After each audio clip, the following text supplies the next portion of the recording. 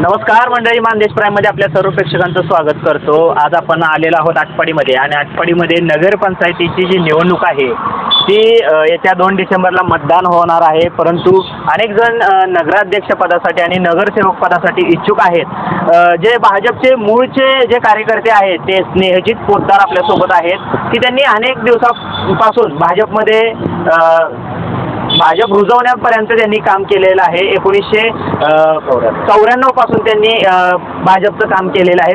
मूळचे ते भाजपचे सदस्य आणि कार्यकर्ते आहेत. आपण त्यांच्याशी संवाद साधणार आहे. ते नगराध्यक्ष पदाचे इच्छुक उमेदवारी आहेत. काय सांगाल, कोणता अजेंडा घेऊन मतदारांपर्यंत जाणार आहे आणि मूळ भाजप रुजवण्यासाठी तुमचे प्रयत्न काय होते?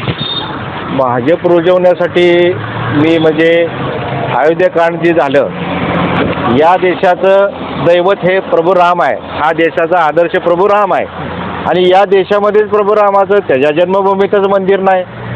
मग हे मंदिर कुठं गेलं, काय झालं होतं, तो इतिहास तपासला तर मोगलांनी, आक्रमकांनी ते मंदिर उद्ध्वस्त केलं होतं. म्हणजे आमचा देश गुलामीत टाकला होता. मग त्याला आता गुलामीतनं आपण बाहेर पडून स्वाभिमानाचं स्वराज्य उभा करायचं का नाही? छत्रपती शिवाजी महाराजांनी जी शिकवण दिलेली आहे, जो लढा देऊन आम्हाला संस्कार घालून दिलेले आहेत, त्या लढ्याच्या आधारावर राज्यामध्ये स्वराज्य उभं राहिलं, तसं देशामध्ये स्वराज्य उभं राहिलं पाहिजे. त्यासाठी प्रथम काशी, मथुरा आणि अयोध्या ह्या आमच्या दैवतांची मंदिरं त्या ठिकाणी उभा राहिली पाहिजेत. म्हणजे विश्वामध्ये आम्ही स्वबळावर उभा राहिलो आहे, स्वाभिमानानं उभा राहिलो आहे, आम्ही स्वतंत्र पूर्णपणे झालेलो आहे, हे दर्शवण्याचं ते एक प्रतीक आहे. आणि त्यासाठी अयोध्येचं मंदिर बांधण्याकरता मी या त्यांच्या म्हणजे संग्रामामध्ये उतरलो. मला सांगा, तुम्ही अर्ज दाखल केलाय का नगराध्यक्ष पदासाठी? आता अर्ज म्हणजे मुलाखत पक्षाने घेतलेली आहे माझी.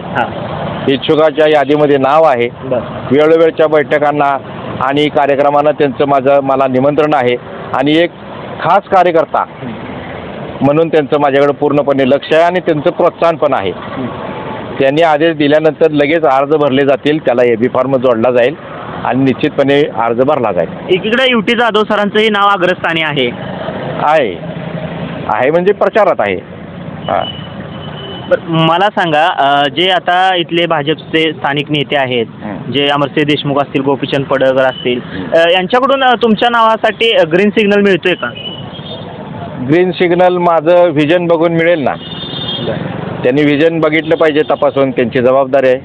हा पक्ष आपल्याला सत्तेवर बसवायचा आहे, नेतृत्वाची जबाबदारी आहे. कार्यकर्त्याकडे व्हिजन काय आहे आणि ते लोकोपयोगी आहे का, शहराच्या या विकासाला खरंच आहे का ते? नाहीतर प्रत्येकजण म्हणत असतो मी विकास करण्यासाठीच उभा राहिलोय. तर त्याचं व्हिजन तयार पाहिजे. विकास कशाच्या आधारावर करणार, त्याला निधी कुठून आणणार, कुठल्या योजनेतनं हे राबवले जाणार आणि ते किती आवश्यक आहे, हे तुमच्याकडे व्हिजन तयार पाहिजे. जे कार्यकर्त्यांच्या मुलाखती झाल्या, या मुलाखती घेण्यात आल्या, यावेळेस अमरसिंह देशमुख या बैठकीला अनुपस्थित होते, अशी काही कार्यकर्त्यांमध्ये चर्चा आहेत की ते नाराज आहेत. नाराज आता ते त्यांचा एक राजकीय विचार आहे. ते सुद्धा विकासासाठीच या पक्षामध्ये आलेले आहेत. या भागाचा विकास, राज्याचा विकास आहे, देशाचा विकास त्यांनी पाहिलेला आहे. भारतीय जनता पक्षाची भूमिका त्यांना मान्य झाल्यामुळं ते भारतीय जनता पार्टीचे कार्यकर्ते म्हणून आलेले आहेत. आणि ते नाराज वगैरे असं म्हणता येणार नाही. त्यांचे काही प्रश्न आहेत, त्याला उत्तरं त्यांना पाहिजे आहेत. त्याकरता ते वाट बघतात की ही मला उत्तर मिळायला पाहिजेत. त्यांचं व्हिजन तयार आहे, पक्षाचं त्यांचं काम चालूच आहे. जे वरिष्ठ नेते मंडळी आहेत, सांगलीमध्ये त्यांची बैठकही झाली, त्या बैठकीतूनही त्यांचा तोडगा अजून निघालेला नाही. काय वाटतं, भविष्यात पडळकर गट आणि अमरसिंह देशमुख यांचं समीकरण जुळून येईल? विकासासाठी जुळवावंच लागेल, पक्षाच्या हितासाठी जुळवावंच लागेल आणि ते जुळेल असं मला वाटतंय, खात्री आहे मला त्याची. तुम्ही कोणता अजेंडा घेऊन या मतदारांपर्यंत पोहोचणार आहे आणि आटपाडीकर मतदार जनतेला काय आवाहन करणार आहे? आत्ता गोरगरीब जनता जी आटपाडीतली आहे, आत्ताशी कुठंतरी दुष्काळमुक्त झालेली आहे. ती दुष्काळमुक्त टेंबूच्या पाण्यामुळं आत्ताशी आटपाडीची जनता झालेली आहे. पिण्याची पाण्याची अमृतकुंभ योजना केंद्र सरकारची आत्ता या जनतेला मिळालेली आहे.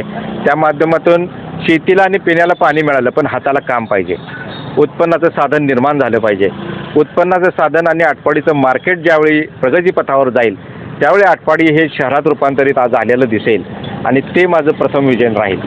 स्वच्छता, सांडपाण्याचं व्यवस्थापन, त्याच्यापासून प्रकल्प निर्मिती आणि नवनवीन मोठमोठे उद्योग जेणेकरून महिला आणि बेरोजगार तरुण यांना मोठ्या प्रमाणात रोजगार उपलब्ध होईल आणि या भागातले उद्योगधंदे मूर्त स्वरूपाला प्रगतीपथावर उभा राहतील हे माझं विजन राहणार आहे.